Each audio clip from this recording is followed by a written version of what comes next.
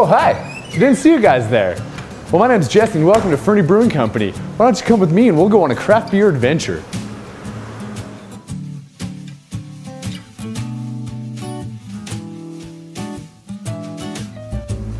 So here we are, folks. Welcome to the jungle.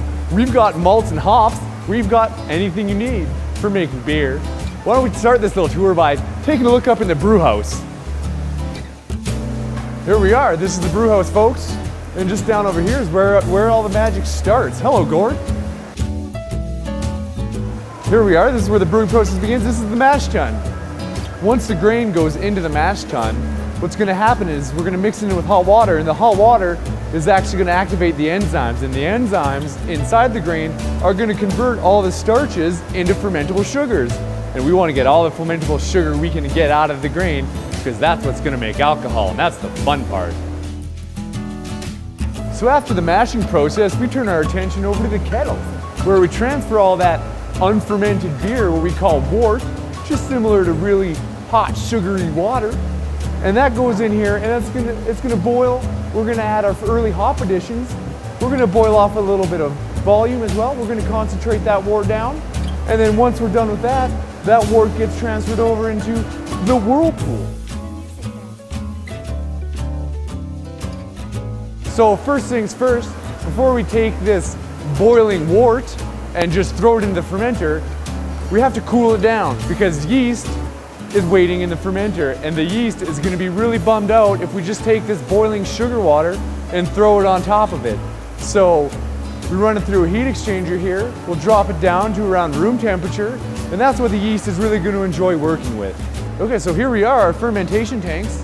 What's going to happen when the wort gets in there, it's going to reactivate the yeast. The yeast has just been sort of sleeping and chilling out in there, and the warm wort kind of reactivates it, and then the yeast starts going and eating all of the sugar that we got out of the grains, and the byproduct that the yeast produces is alcohol and CO2, making beer.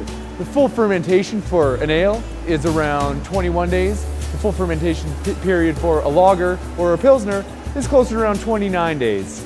Once the brewers are done with the grain, it's then picked up by some local farmers who feed it to their cattle. Delicious. So once beer is completed fermentation, we put it through our filter, and then from the filter it goes into our bright beer tanks, where the carbonation levels will be adjusted to appropriate carbonation, and then from there we'll go on to packaging into kegs, bottles, or cans. Hi, Brittany. Hi. No, over here.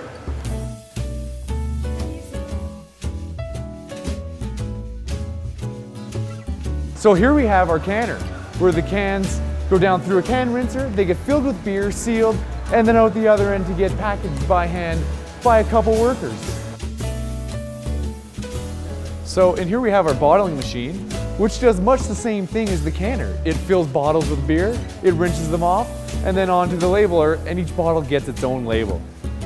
So once the beer has been successfully packaged into cans, bottles, or kegs, they come out to our warehouse area, where the beer is stored until it gets shipped to various bars and liquor stores all across Western Canada, from Victoria, British Columbia to Winnipeg, Manitoba. And our beer can also be found for purchase right up front in our very own retail store, just about 2 minutes from downtown Fernie, British Columbia.